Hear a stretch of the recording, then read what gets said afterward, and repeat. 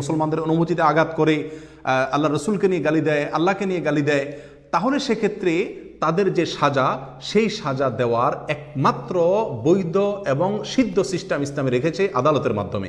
বিচারিকভাবে তাদের সাজা দিতে হবে। যদি আদালত সাজা না দেয়, সরকার সেই ব্যবস্থা গ্রহণ না করে, তাহলে সাধারণ মানুষ নিজের হাতে বিচারের ভার তুলে নেওয়ার সুযোগ ইসলামের দৃষ্টিতে নাই, ইসলামে এই অনুমতি রাখে নাই।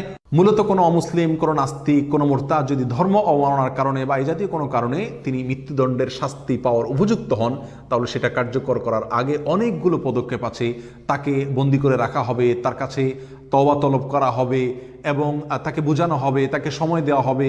হুদুদ কায়েম করার দায়িত্ব মূলত ইসলাম দিয়েছে সরকারকে। সরকার যদি না করে, সে আল্লাহর কাঠগড়ার আসামি হবে। আর সাধারণ মানুষ হিসেবে আমরা সেটার জন্য সরকারকে চাপ সৃষ্টি করব সদ্য পদ্ধতিতে, এবং সরকারের কাছে দাবি রাখবো, তাকে বুঝাবো, এতটুকু আমরা করব। আমি নিজে বিচারের ভার যদি নিয়ে নেই, তাহলে একে অন্যের বিরুদ্ধে ফতোয়া দিয়ে একে অন্যকে হত্যা করাকরি শুরু হবে। মুসলিমদের জান এবং মালের হেফাজত প্রসঙ্গে কোরআন ও সুন্নাহর সংক্ষিপ্ত নির্দেশনা।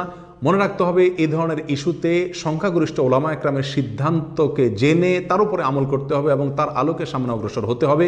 কোনোভাবেই বিচ্ছিন্ন কোনো মত অথবা নিজের নিছক জোশকে প্রশ্রয় দিয়ে যদি আমরা কোনো কাজ করি, তাহলে সেক্ষেত্রে নিজে ক্ষতিগ্রস্ত হব দুনিয়া এবং আখিরাতে, এবং সেই সাথে ইসলাম এবং মুসলমানদের ক্ষতি আমরা ডেকে আনবো, বয়ে আনবো।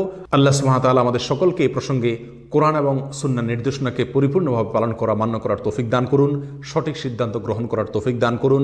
ওয়া আখিরু দাওয়ানা আনিল হামদুলিল্লাহি রাব্বিল আলামিন। আসসালামু আলাইকুম ওয়া রাহমাতুল্লাহি ওয়া বারাকাতুহু।